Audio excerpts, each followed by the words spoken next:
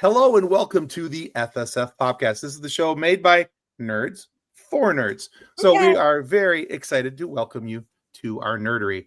Our nerdy guest this week is most known for, and by the way, I totally stole this from her website, is most known for playing the bespectacled tech kitten, Penelope Garcia. I mean, I couldn't write that any better. I made up tech kitten. I remember being like, she's a tech kitten.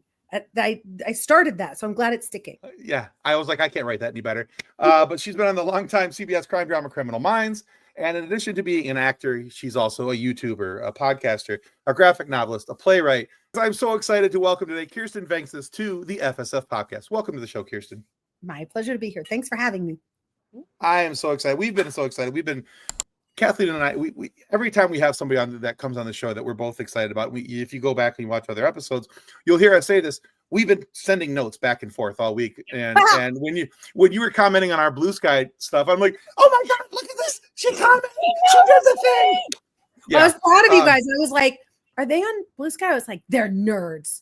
Of course they'll be on BlueSky, and I was right. Absolutely, yeah. And so when that notification popped up, I'm like, oh, I clutched the pearls. She did the thing. Oh. And then he's sending screenshots of it with the guys. I'm, like, oh. I'm smiling. It's making my head hurt. I'm smiling so hard. Oh no. So to say that we were excited about this might be a bit of a massive understatement. So, but to start this off, I want to ask you the question I ask everybody, and the reason that this came about is that this isn't the only podcast I've ever done. I had another podcast years back called Focused on Forward that was about my own mental health and mental health journey. And I talked to people who'd really gone through some stuff in life and talking about how they had learned to move forward in life. And I've gotten to a point where I really enjoy learning what makes people tick and why they do what they do. And I'm also a giant nerd, so I love a good origin story.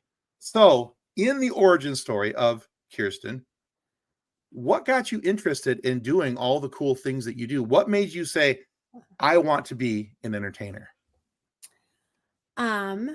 So I was a real weird kid. I had a very dysregulated environment that I did not it was not conducive to my thriving. And I've always, I'm dyslexic in a town. I lived in the Central Valley of California in a place that didn't recognize those things, left-handed in a place that doesn't recognize those things. Both of my parents were educators. I had a pretty dangerous father. So stuff is happening. So I'm sort of reality. There's nothing real, like the things you think are real. No one is validating that they are real. It's sort of like my whole childhood is this sort of sea, because I am a very, I always say I like pick up on people's radio stations. Mm-hmm. So when you're really empathic like that and you're a kid and there's all this weird stuff going on and you're trying to, understand it. And I, in first grade, my mom told me this story in first grade. It wasn't really a story. She got done with the parent teacher conference. And she said, the teacher said, there are no secrets in your house. You should know. And it's not like I can't keep your secret, but I can't not tell what's happening to me in real time. And that, because of, I think, the way I was looking at reality, or because no one was accepting what reality was, I sort of got told like, oh, Kirsten has this big imagination. Kirsten makes things up. And so I sort of knew I did that. And then the way I needed to get people to see information, because I was a real weird kid and it was really, kids didn't want to be friends with me. And I was super like, I was the kid that you threw in a trash can. I was the kid that you did that stuff to. And I was odd looking. Now I actually helped produce I think it's coming out this month or next month or something, a documentary about It's Pat. I don't know if you remember. From Saturday Night Live. And I so wanted to help them make sure that people knew about that movie. Number one, because in a way it's one of the first trans, it was one of the first times a woman was was being mistaken as a masculine creature, although Julia Sweeney did not decide that until later. Like, oh yeah, I guess I was playing someone who was transgendered, but a lot of transgendered comics related to that. But I looked like that, and it didn't work well in school. I didn't look like anything on purpose. I just sort of was an odd looking and behaving kid. And I had a lisp. And so it was like speech therapy and all this stuff. And so to get people to sort of listen to me, I got to be good at I guess, communicating. And then it just got too much. And around 8th grade, I stopped talking. We moved. And I was just, I can't do this anymore. I got to figure out a different way of doing this because I was so tired of getting punched on the bus and all this. I was just tired. There was no place that I didn't even understand. There was such a handful of times in a year that I would have like a moment when my nervous system or my body was like calm. And felt safe or okay or whatever. So it was very much retreating into my imagination a lot. So I moved, stopped talking all of 8th grade, pretty much getting to 9th grade. And my mom says, you either have to take shop class or you have to take drama. And I had done drama when I was a kid. My dad would do like all these community theater things because he was like a really good singer. But like every time we do it, my older sister would be like, one of the teenage girls in like Fiddler on the Roof. And I'd be one of the Yentas, the old Yentas in the back at 7 years old. Mm-hmm.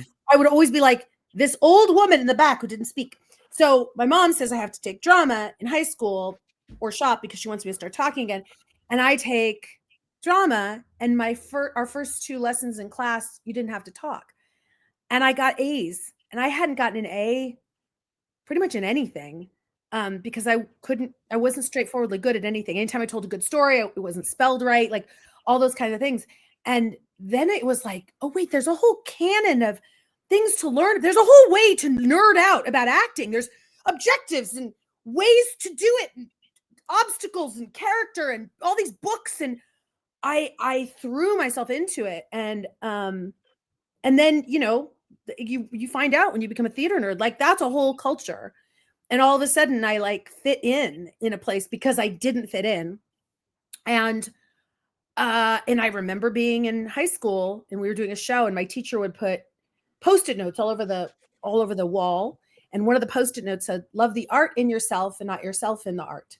And I saw it and I was like, that's my whole life now. And I really do think that that's how I've gotten by. It saved my life.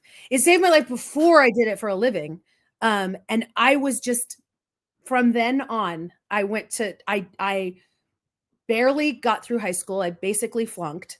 I went to community college and did any play I could.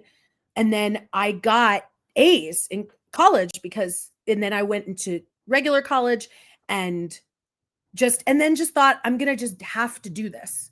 So in my 30s, then the Criminal Minds thing. But by the time Criminal Minds happened, I had already been like everything I do, all that stuff that I do, I was already doing that. So that is just what you ask any maker. I mean, I'm sure you guys, you become a multi-hyphenate. You get obsessed with things and then you have to make and do. And it not only saved my life, but I think it saves everybody else by doing it. Yep. That's my long answer. No, I love that answer. We always say long answers are good answers. I think, so for me, you're talking about, maker and you start to become so hyper passionate about something and doing what you're doing. And I think that, honestly, podcasting in its own, starting with my show Focused on Forward and then moving on to this with Kathleen and everybody else, is what helped save me, because I was so adrift when I started Focused on Forward. I started it on a whim, to be honest with you. And so being able to have that and get something to focus all my energy into. I mean, I'm married. Well, I shouldn't say was married. I am married. 27 years today. Yeah, 27 years today. She's in that room right there.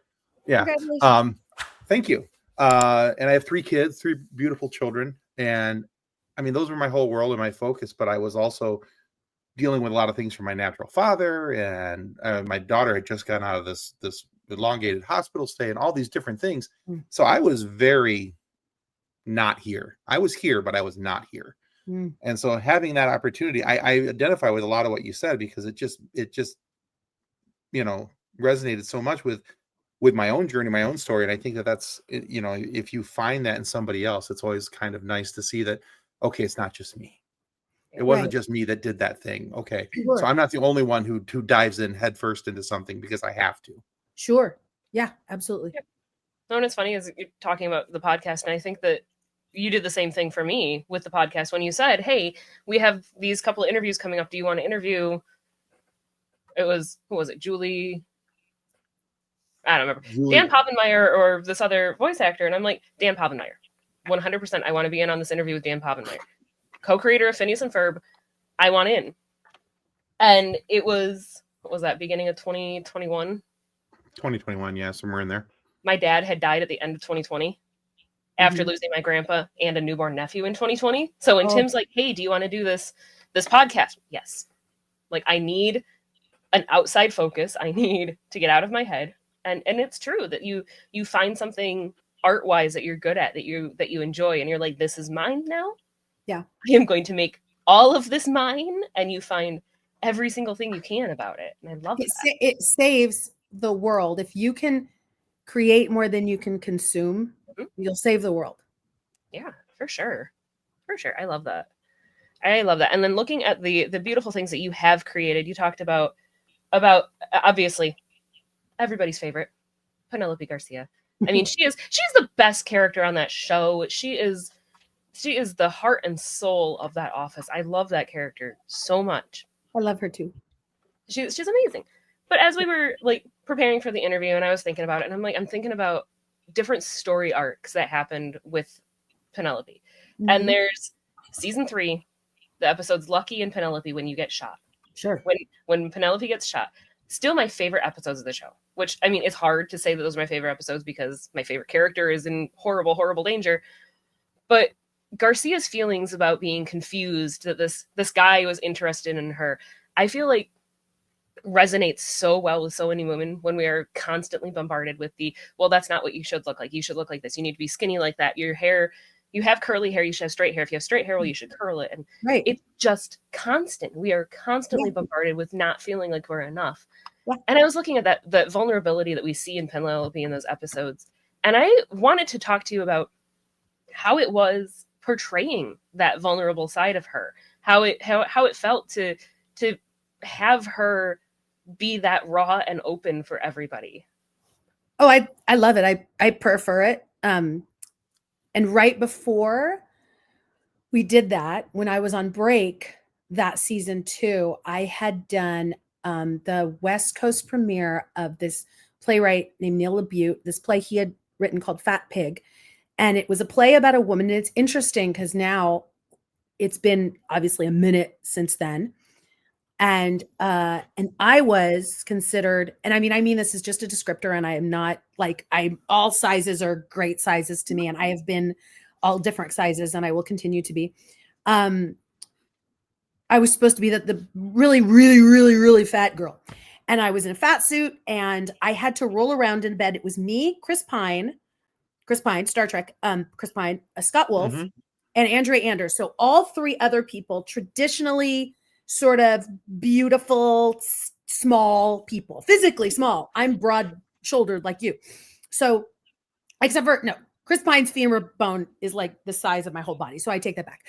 I mean, Chris Pine's, yeah. But I had to roll around in bed, multiple times a week with someone and do this play about my body. So when we got to do that episode, I remember the writers have always been very collaborative with me.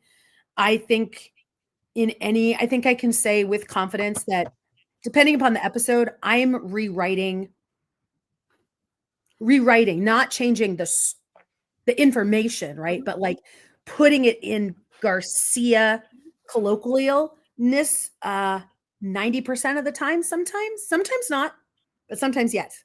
And that scene where I walk in and I'm like, I'm not the girl, blah, blah, blah, blah, blah. I went home and I rewrote that. And I went in and I said, can I say this? And they always have led me right, because the writers have always been brilliant. And that's a sign of a very good writer, to have be able to drop their ego and say, yeah, no, let's do what you're saying, or let's at least do a take and then we'll decide. Because that's what I always do. I always learn the lines the way they're written, and then I learn them the other way. And now we're much more fluid about it. Now they kind of don't care. They're like, Kirsten, just do it if you want.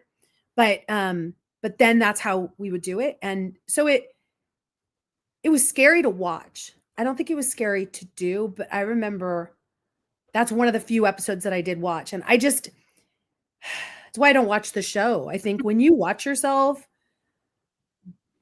act, I don't know, I get very like, that's what my face does? That's what I look like? Oh no, don't do that. There's a lot of that goes off. And I don't think that's helpful for me to get a message across. And I actually don't think it's my business what I look like. There's just too many things you have no control over when it comes to that. And really, honestly, I'm there to portray something that I think is really necessary in television and in the world in general, which is a woman who doesn't pay that much attention to the male gaze, who dresses to delight herself, who behaves to delight herself. I'm going to do this thing in February with the Gina Davis Foundation, because I found out that, get ready, nerds. I think I'm saying this correctly. 77% of all girls that decide to start doing STEM stuff, Penelope Garcia is their gateway into that. Yeah. 77% higher than any of the other nerds. And I am not saying that like all the other nerds on TV, the Abbeys and all of them aren't unbelievably amazing. But I think there's something about what they did with that particular and the way it's set up that I get to play the person who pretty much consistently is the Deus Ex Machina, pretty much consistently is the person who's like, I have all the answers, I did all the things, and can have this wellspring of empathy where no one else can in that room. That's my answer. Love that. I love that. And I think too that speaking from my own personal experience, I looked at Garcia with she looks like me. Yeah. I'm the chubbier blonde with the glasses and the bright colors and does the things because they make me happy. Yeah. And it was refreshing to see that with hey, no, I know what that feels like. And I remember at the end of that episode when you get shot and I'm like, oh no, I'm never going to the coffee shop now. I told my wife, I'm like, because when that happened, I'm like, I swear to God, if they kill her, gosh, I'm never watching another episode. I'm done. I know, my heart sunk. I was so mad at the end of that episode. I'm like, they shot her. Are you kidding me? And I think it was like people always talk about how much that meant to them. And what I love about Garcia is that she is everybody who looks at her and says, you're like me. Mm-hmm.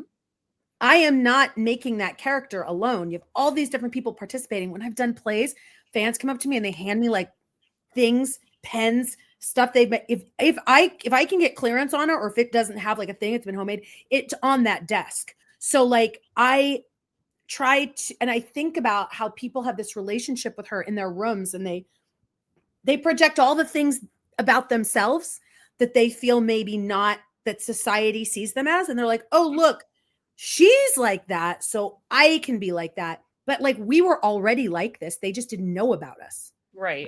You know. Yeah, I think the thing too with that episode, I mean, in addition to all of the things we've already talked about, the end of the episode when she's laying on the stairs and you have that moment of but she and Derek ended on a fight. And but no! For then the next episode for him to make up for being a butt. Right. It's like, yeah. One of my wife and I's favorite things to do was always to see what comments that Penelope and Derek Morgan would make back and forth to each other. Mm-hmm. And we're like, we're gonna try those out tomorrow, see how we feel about those. It's like, we you know, the story behind that is that the first table, I was in the first episode because I had a friend who worked in the office who got me the job. She got me the audition. It was 2 lines. I was supposed to be gone. They had already cast a guy in that part, and they decided it was too male heavy, put me in. I was supposed to leave. But then they wrote me in the second episode. And right after that episode, there was a sexual harassment meeting. And Shemar and I sat next to each other, and I'm a theater nerd, and we are irreverent. So like, I'm appropriate. I'm never going to, you know, I always want people to feel safe around me, but I'm a very irreverent person. So he's making jokes. I'm making jokes. We're writing things on the legal pad, poking each other, and we don't know each other at all. And I'm pretty shy. I know that sounds odd, but I'm like an introvert who's learned behavior, you know? And yeah, so then someone noticed us doing that, and they rewrote our scene with some of the stuff we said. And when I realized that, like, we did that next scene together, I was like, what is going on? Him and I were both like, what is happening? Is this 6'2" black man my doppelganger? Like, what's happening? Like, why do we? And neither one of us, we would just sort of like go with it. And then it literally would be the point where we would call each other. And because, you know, obviously I'm doing my scenes in my office by myself with just someone eating a sandwich across the room, reading the lines. Stop it. Hey, baby girl, how are you? What's up? So I'm acting off of that, right? But I would make things up, and then I would call him, and I'd be like, hey, this is what I said. This is what I did. And when Shemar is very collaborative, very good and stuff like that. So he was like, oh, so when he would shoot first, he would call me and go, okay. So, then once we figured out that, we would just call each other before we even shot anything, and would talk on the phone and be like, I'll do this, you do this, I do this, you do this. Why it sounded like that, because we were already in agreement, because otherwise you literally have someone across the room talking, and it's hard. I always fantastic. loved the interactions between the two of them. And it was always I remember my friends who would watch it with me, and they're like, well, why isn't this going anywhere? Where's this relationship going? And I'm like, this is the relationship. This is where it is. This is where it should be. People can just be friends. That's okay too. Yeah. And it was, you know, and I like what it did when it did what it did. Mm-hmm. And, you know, now the show has gone through so many inceptions, and I have been in every single inception of that show, aside from episode 5. That's the only episode I am not in that entire, that whole thing, everything. And including a few, including all of the first spinoff, every single episode of the first spinoff, and a few episodes of the second spinoff, and all of it of the Criminal Minds Evolution. And so sometimes when the show, people were like, that was my favorite season. I couldn't necessarily say that was my favorite season to shoot, not because of the people I was working with, but it's, you know, how life is. And sometimes work isn't, you know, but it's like, sometimes when you're having like, this is my favorite, and that's the audience is like, nah, this isn't mine. But for me, the journey that I get to take as Garcia, and we are different people. I know we are very close neighbors, and I know people probably listen to me right now like, yeah, I am and I'm not. So the journey that she gets to take, and the way that she flirts now, and how what she does now, and the sort of, you know, the sort of, now it's we're currently in the age of Garcia in the sort of love triangle almost between who she was dating and Luke Alves. It's fun. And I feel like women need to see that, because we need to all know that charisma gets you anything you want. And she has a lot of charisma. She's more than me. For sure. Yeah. For sure. Yeah. No, I like that. I like that. One of the things I like about the show, and it's not just through Penelope's character, but through others, is the showing of there's a wonderful show of diversity. There's a wonderful show of acceptance and inclusion, and and looking at people for who and what they are, and learning about people, and and even learning about some really weird people. But I think it's about when it sings, and I think what it's about, and I think it's true just in life, it's about behavior. Everybody gets to choose your behavior right now. I mean, some people can't because they're so deep in their own narcissism, they can't. And that's really sad. That's so sad that they don't even have anything in there to reach. but almost all of us get to choose our behavior. And so that's what I love about the show. That's why I think it really sings, is when it's like monsters are made by monsters. So we need to check our behavior towards each other. For sure. All right, let's switch gears just a little bit. So now I forgot to do it till today, but I did subscribe today. I've been watching some of your Kirsten's Agenda. Oh my goodness. It's a little dated now. I need to make more. Honestly, Season 2, though, I think season 2 really, really still works. It does. Honestly, it's not that dated.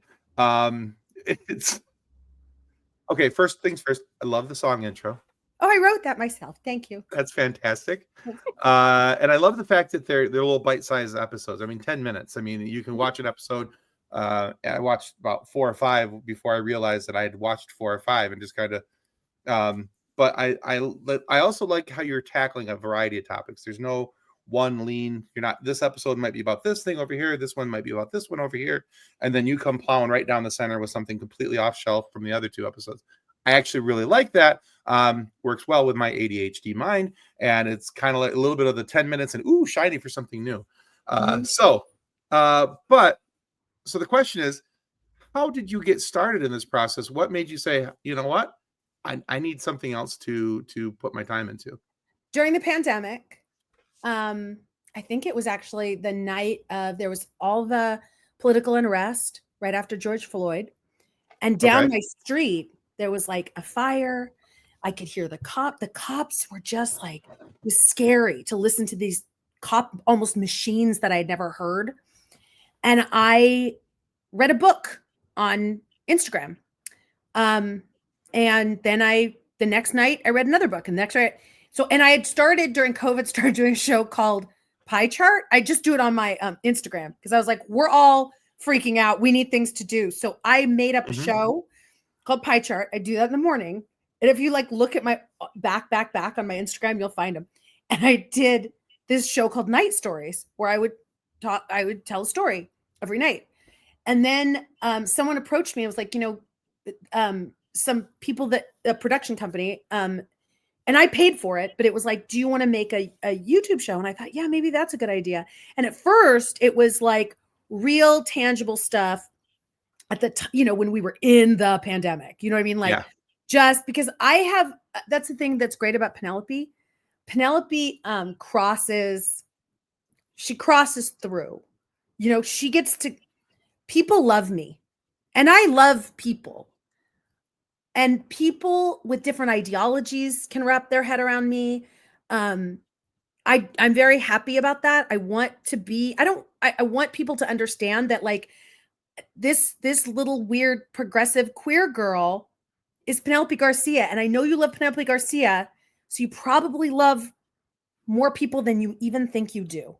And so I kind of use that way of getting, so that's how it started. And then I was like, oh my God, I just want to do the second season about stuff I talked to my therapist about, which is basically just the drama triangle. Just like, how do you get off of being a victim, a villain, or a hero, and just be authentically yourself? How do we self-actualize? Because I truly believe if we're all making art, if we're all creating more than we're consuming, we can make the world, a kinder place. No one is destructive when you have something you want to make. And so that's really where it came from. And it's a real, to make anything, I'm sure you guys know this from making your podcast. I was talking to someone the other day because I'm writing something for something. And I said, 90% of it is just imposter syndrome. 90% of it is me screaming at myself saying, you're stupid. This is stupid. No one's going to like it. It's stupid. It's stupid. It's stupid. And just going, thank you for trying to keep me safe. Thank you for trying to keep me safe, and forging ahead. So making those, it was like hard because I'm listening to those screens. It's so much easier just to sit and consume something someone else made. So that was why I did it. And I loved doing it. And then I just kind of stopped. I was like, there'll be a season 3. And then I get in my own head because what I want to do for season 3 is so weird that I'm like, oh, no one wants to see that. And then here we are. I know. I hear you. I hear you. And you know what else it is? It's the perfectionism of it all. Like, you know what I mean? I totally wanted get to that. season 3, and I was like, I'm going to use this kind of camera and this kind of lighting. And I'm me. I can't.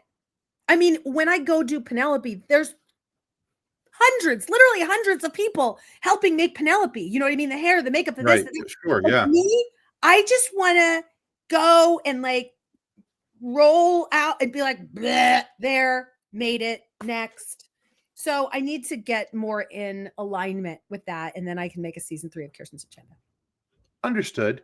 I get that, because for me on this show, it's very easy for me to sit down and do an interview, because I'm relying on you to bring the cool and the funny, and I'm just asking questions.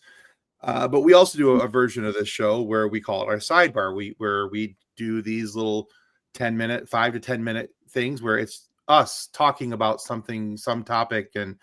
And when we first started doing those, the first one I writing it, I was like, oh my God, what am I doing? Why am I doing this? Nobody's going to listen to it. They're all going to hate. And then all of a sudden I have that, I don't know if you remember the Adam Sandler thing. They're all going to laugh at you. Yes. Yeah. So that was playing in my head almost like incessantly. Between that and I also write articles for a website.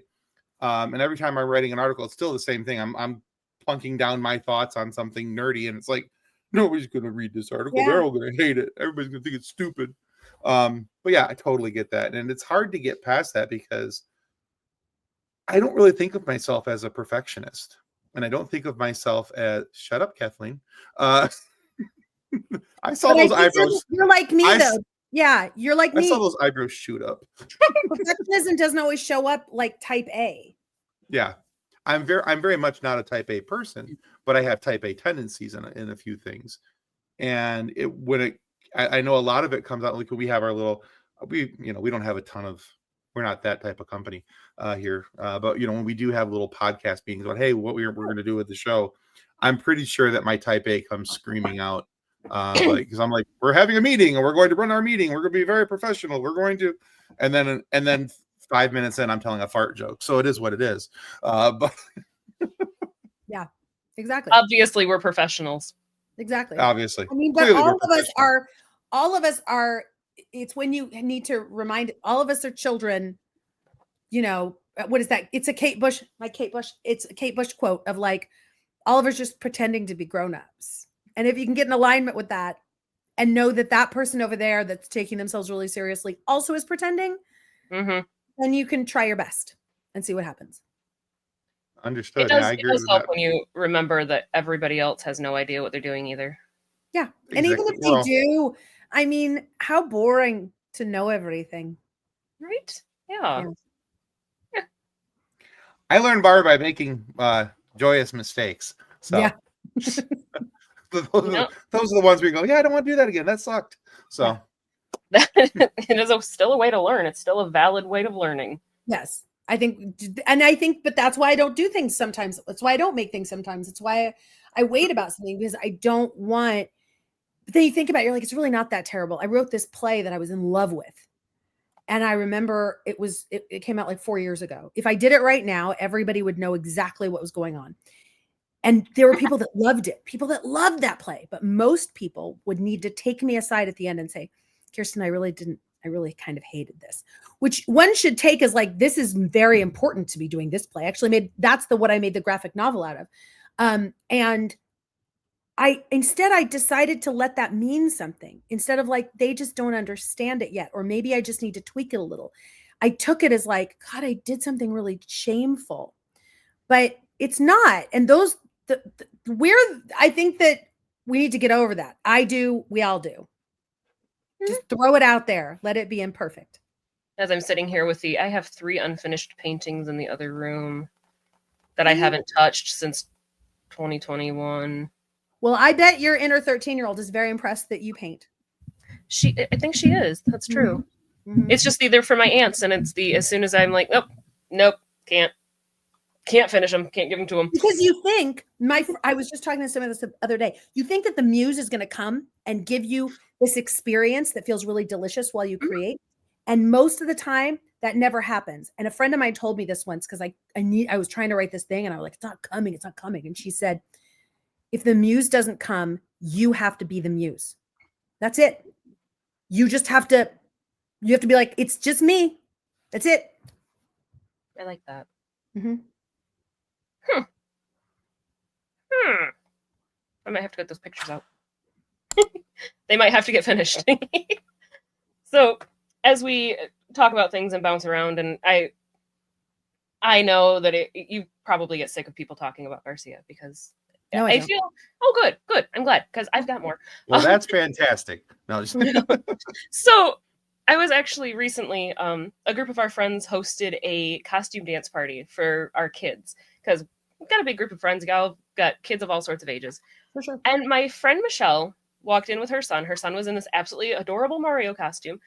And Michelle walks in with these bright patent leather red pumps, this adorable dress with big vegetables on it, this red blazer, this bright turquoise necklace, blonde wig, big Miss red Frizzle. flower in her hair, big red glasses. And I'm like, oh.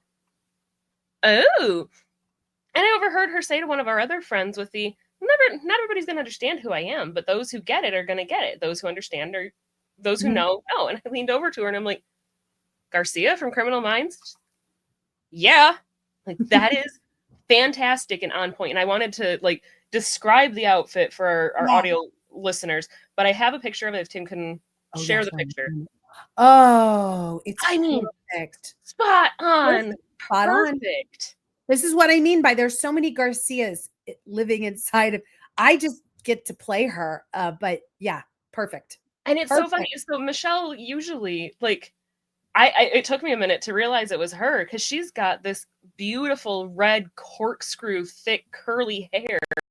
And then she's here with this blonde wig. And I'm like, you look adorable. Like, that is fantastic. Fantastic. She did so great with it. But looking at the costume, looking at the fact that, like you said, there's a Garcia in all of us. How does that feel for you to see this character that you've played for 342 plus episodes to be so embraced and embodied by your fans? It's my favorite. Especially because like I was telling you, growing up and being a nerd and being sort of like an outsider, and I don't try to be weird. I don't walk around. I don't aesthetically look at things and go like, oh, I want this thing because nobody else is doing it. Mm-hmm. I just am a person. I think that that's one of the best things about being a nerd is just sort of like, I know this is good, whatever. This is what I do. I'm not interested in dress. There are nerds are like, I'm not interested in dressing up. I just want to like, this is how I show up. There are people that are like, this is how I show up. And it's like, it's not for other people. It's for this beautiful labyrinth that's sort of inside of our own selves that we're, interfacing with the external world with, but we're not looking at out there to validate what's happening in here, if that makes sense. Mm-hmm. Mm-hmm. Yeah. And I think that I think she's there's the collective unconscious, that idea that like these things exist and that it's just in a pot and you're like pulling from that to make that thing. I feel like I don't feel responsible. That's like that love the art in yourself, not yourself in the art. Mm-hmm. I don't feel responsible. I feel like I get to be sort of like a channel for all these different women that already exist, that already do that in their version of it, whatever their version is. And I get to be the like this sort of idea of the archetype of it, but not it, and I'm always delighted. I just went to my first ever fan convention. I'd never been to one, and I went to one in Paris. Awesome. Me and Adam Rodriguez went, and there were people dressed up like Garcia, and I just was so charmed. And I got to talk to all these different people that had these really intense relationships with the character, telling me about how they watched it with their grandmother, or telling me about this harrowing thing that they had to deal with, and that has nothing to do with me. That's them. and so beautiful about human beings being able to interface with a two-dimensional image and project all this stuff and extract all this stuff. So just that I get to be part of that process tangentially is just an honor. That's so cool. That's got to be so surreal to be at a con like that and to see people portraying your character. That's got to be It's the funnest thing. And nobody does it. Everybody does it perfectly. And also, I don't play it. I don't know what it would be like. I'm very curious, because I'm going to do this my whole life. So I'm meaning not play Garcia, but create and act and stuff. So I'm very curious because I play a good villain. So I'm like, someday I'm going to play someone evil. And I don't think people are going to act like this because I play such a person that you're watching it and you're all hyped up. And then she comes and you're like, oh, okay, everything's going to be okay. Right. So I go through the world. And like when I was in Paris, just old women are just coming up and just grabbing me and kissing me. And but it's not creepy because you can even feel off of them like, oh, you're just, you know what I mean? Like, so yeah. It's wonderful. It's strange. It never gets old. Yeah, it's quite an adventure. That's so cool. We're going to have to get you to a Michigan Comic-Con. Yeah. Oh yeah. Yeah, for sure. For sure. That would be amazing. Yeah, I know a lot of people who would actually show up as you to I wouldn't even have to buy anything. I would not. That's the other thing. Most women who relate to her wouldn't. My daughter Kendall would show up and she as you and she would just be thrilled. So yeah. No, Kendall would just pull stuff out of her closet too. Like perfect. Very much so. Yeah. Like I'm already looking at it with I know exactly what skirt I would grab, what top I would grab, what shoes I would grab. Easy. So I love it. She's the perfect Halloween costume. She is. There you go. She really is. All right. So Kirsten, we have a silly question for you. Okay, I'm ready. Okay. It's really not that silly. We just like to call it a silly question because we like to think that this is a serious, silly question because we take this topic seriously. It's a very serious question. Exactly. So the reason why this topic even came up is because Kathleen was out with her daughter one day and somebody asked her daughter this question, but not Kathleen. And Kathleen was thusly offended. And we thought we should ask everybody from here on out because there's no time when you should age out of this question. Okay, ready. So, Kirsten. Yes. What's your favorite dinosaur? Oh, okay. She's like, oh, okay, this is much better than I thought it was going to be.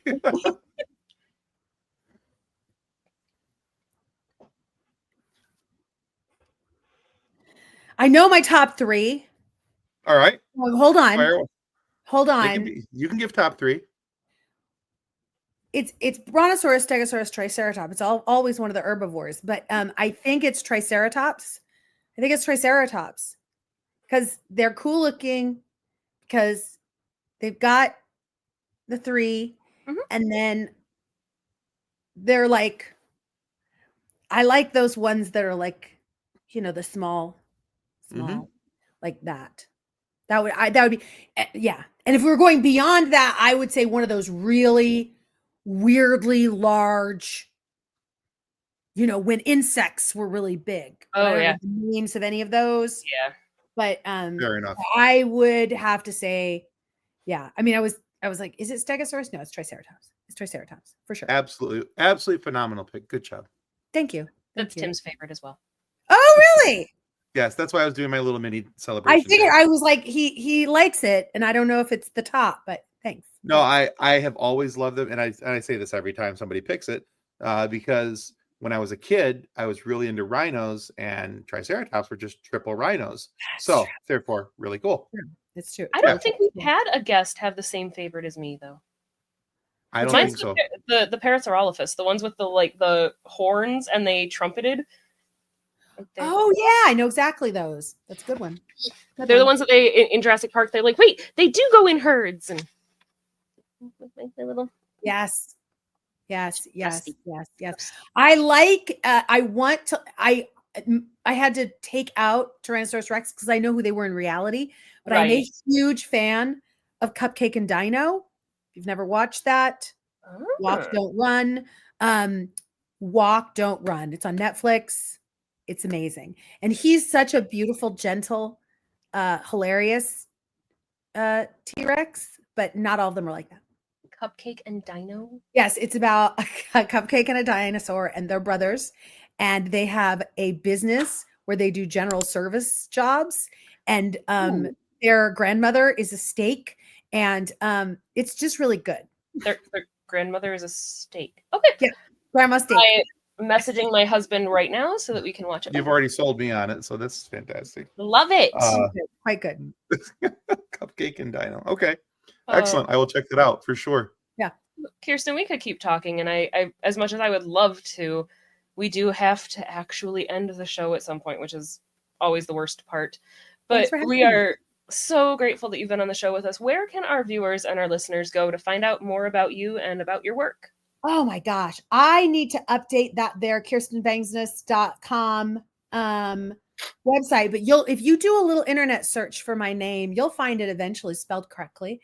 So you can find me there. You can temporarily, I'm in some sort of ambivalence about social media right now. I think that it's all I get that. designed to point us towards real life things. So as often as you can find me speaking with my face in a video, I would prefer you finding that, because who knows where I'm staying what. Currently, I have an account on the Instagram, and it's just at Kirsten Vangsness. I tend to signal blast things on there pretty regularly, but it's been doing some weird things. So I might, if it doesn't let me just be myself, I might have to fly its coop. I'm on BlueSky at Vangsness, and that one I'm keeping thus far because it hasn't done anything odd. I'm on Twitter at Vangsness, but same thing. If it's odd, I'm leaving. And I'm on TikTok. I think that's at Kirsten Vangsness. It's all just have to make sure you spell the name right, and you'll be able to do it. And I do a show in Los Angeles called Bits. So if you're ever in Los Angeles, our next show is going to be the 12th of February, and it is a night of newly created work under 7 minutes. And it's pretty magnificent. And we always have different people. And we're raising money on the 12th for people who were affected by the fires, a family in Altadena specifically, and the Humane Society in Pasadena. And I do stuff. So if you go on to Instagram, then sometimes do stuff. And you can go look. I would look at season 2 of Kirsten's Agenda. You can do a deep dive if you want. But there's going to probably be some stuff in there where you're like, and you can sometimes, if you look at the Selected Shorts podcast, I am a guest reader on that quite a lot. I'm about to go and perform a story from them next week. I make things. So if you follow me on that Instagram or something, I am not shy about telling you what I'm doing. And then also, I think that sometime in the spring, what season is next? Spring is next. The new season 18 of Criminal Minds Evolution comes out on Paramount Plus. Ooh. Oh, and apparently there are brand new episodes of me on the new Wizards of Waverly Place. I play Professor Bigelow McFigglehorn, who is the head of WizTech, of the wizard stuff. So I'm in a few of that, and it's pretty fun. Awesome. All right. We will definitely link your socials because you do have a lot of really cool stuff coming out. There's a lot of fun stuff. Thanks. I try to, we can all make things. Let's all make things. You know, and one of the things that I wish that we had more time to talk about, but you had posted about it on BlueSky, was also you're coming an upcoming theater appearance for the Menopause Monologue. And I'm like, oh my gosh, we could have talked about that and made Tim really uncomfortable, and that would have been really funny. Oh, I love talking about my uterus. I actually am sending them a Narnian drawing of my uterus that I had made, a Narnian map of my, not uterus, the whole business. Love that. Yeah. So I'm doing that, and I think I need to figure out a way to signal that. I might record my performance and put it up somewhere. Ooh, That'd be cool. I found it especially interesting. I actually just scheduled a surgical date for hysterectomy today, and I'm like, oh, and then the menopause monologue, and there's so much. So much. I know. And even if you're not, you're like, oh, I'm not in menopause. I'm in Bleed Town. Like, we're all in a various, like, whatever. You know what I mean? Mine's about to start any second. Just so you know. Just so you know, Tim, my period's about to start any second. That's fine. You have to try a whole lot harder to make me uncomfortable. That's good. See, what was really good is that, and my sister's going to hate me for this if she actually ever watches this. My sister had a doctor's appointment not that long ago, and she had a couple of different symptoms that she was worried about. And her doctor's like, well, you're 36. It's probably just perimenopause. And she's like, oh no. No, it's once you learn about it. I was explaining to somebody, it is the modern day equivalent of like back in the day when like friars had to go down a stone step with like a waxy candle and like cross-reference a scroll with a giant book, something about a dragon. That's what it's like as a woman trying to learn about your health. Like yes. it's just a sense of what it's like in any age. That's why we all have to communicate with each other, because I think about this. You'd never hear guys be like, I tried to be intimate with her once. It hurt really bad, but I loved her so much I kept going. You never hear a guy say that. But that happens to women. That's an incredibly common experience for women, but nobody talks about it unless we say something that can happen. Sure, yeah. You can do things. So that's why it's important to make art and whatever and talk about it. Yeah. Sorry. I feel no apology needed. You know, so when people are like, oh, you're not weirded out by this. So true story. When my wife and I first got married, she was like apologizing all over the place because she needed some pads, you know, and it was during her period, and I'm like, okay, I'll go to the store and get them. She's like, you're not weirded out by that? And I'm like, no. So I'm in the grocery line. Yeah. I bought her wine, I had chocolate, I had flowers, and I bought her pads. Great. And the guy behind me, I was at like a little convenience store here in Michigan. We call them party stores. So I was at the party store. The guy behind me had decided to go get something off the magazine rack that was behind the wooden section where you had to like move things to see the adult magazines. Right. And he had this adult magazine pack, and I turned and looked back at him as he's holding this packet of magazines, and I setting my stuff down and went, huh, I got a real girl. So yeah, that stuff doesn't bother me. It is what it is. Yeah. So and then you have people like my dad, who was when my husband and I were newly engaged, I think my dad at one point told my husband that if you're going to use it, you have to help take care of it. That's a good point. And I'm like, wow, Dad. I mean, also I agree, but still, wow, Dad. And actually, I could see your dad saying this. So that's kind of funny. I know, right? I only met her dad a couple of times, but he was amusing to me. The man didn't shut up until he was dead. So no. All right, guys. We'll take this opportunity to remind you that subscribing is the single most important thing you can do to help our show continue to grow. Get amazing guests like Kirsten here today to come and keep coming back and talking with us and having these funny moments and educational moments as well. We just gave you some education on the female reproductive system. So pay attention to that, because there's a lot of de-education going on right now. Yeah. So please subscribe. Subscribing here on YouTube helps us, and go check us out on BlueSky, because that's where we're going to be spending a lot of our social media time is on BlueSky. It does appear to be that's the case, because the other channels are getting a little Willy Wonka for me. Weird. Anyway, they were very weird. And go check out Kirsten's stuff. You're not going to be disappointed. All of her stuff. If you're worried about spelling the name, don't worry about that. Just copy and paste from the links down below. We'll have all those there for you. So, Kirsten, thank you so much for coming onto the show. My pleasure. Loved this truly, madly, deeply. We are not Savage Garden, but we are using their lyrics. And just want to say thank you to everybody for listening. And may the force continue to be with you as you live long and prosper. Goodbye. Bye. Copyright 2025 FSF Podcast. Reference any specific product or entity mentioned on this podcast does not constitute an endorsement or recommendation by FSF Podcast. The views expressed by guests are their own, and their appearance on the program does not imply an endorsement of them or any entity they represent. If you have any questions about this disclaimer, please contact us via email at info@fsfpopcast.com.